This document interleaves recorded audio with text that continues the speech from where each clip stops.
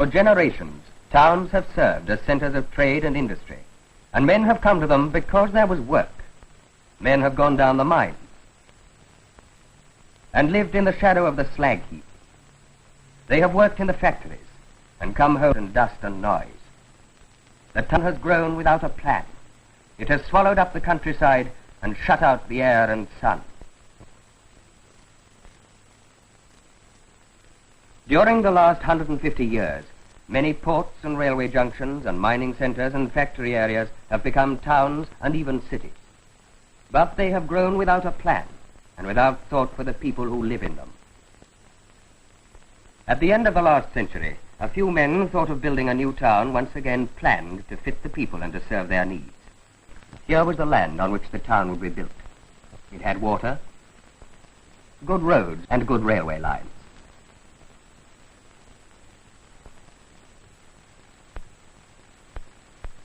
How big should the new town be? Small enough so people could walk to work and within a few minutes of the open country, but large enough for good shops, libraries, and theaters, like any older town. This town would not be allowed to grow up haphazardly or to become too big as happened to other towns in the past.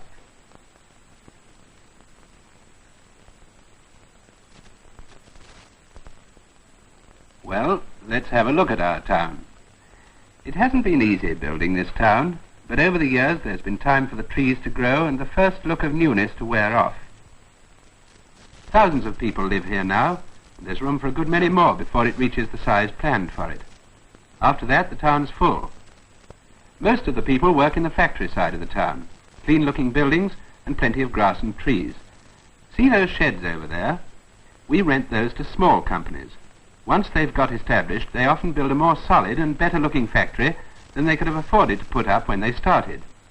We've got some quite big industries now: food processing, chemical products, engineering works, clothing manufacture, and over here the film studios. Here they come, dinner time. Everybody can get home in a few minutes. That's one of the best things about our town. That's Joe Dawson going off now. He lives the other side of the railway line. This is Gesson's Road, a typical street in our town, houses space to give plenty of light and air. Joe lives over there. Joe thinks of his garden as part of his house, a sort of open-air living room. The house and garden have become one, the dwelling place for the family. Every new house built in our town must be approved by the town architect and fit into the general town plan. What we wanted was sensible houses, designed for comfortable living, for bringing up a family as pleasantly as possible. New houses, yes, but nothing showy. This traditional simple style has given us houses designed to grow old gracefully and still look well in 100 and 200 years' time. We've planted thousands of trees and fitted old trees into the street pattern whenever we could. Our houses stand in quiet streets, away from the noise and danger of the traffic. It's quite safe for those children to go off alone to school. We like this way of grouping houses.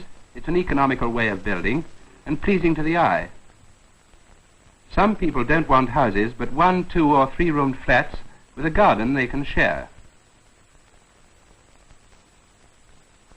Or maybe no garden at all. We've tried to fit in everybody's tastes in this town, but we can't let everyone build just how and where he likes. We want room to breathe, and room to grow, and room to live in. The town centre, at the end of Parkway, is just about the middle of the town. It's a few minutes' walk from all the houses.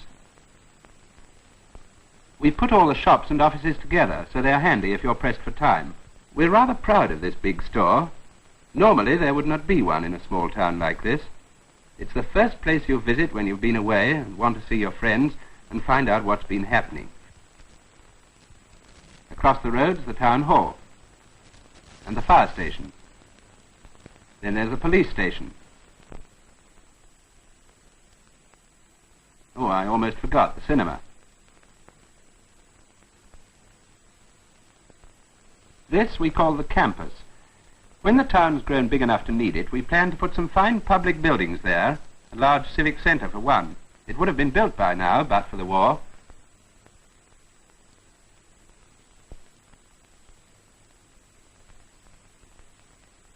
This town has been built as much for children and young people as anyone else. They can be free and happy here.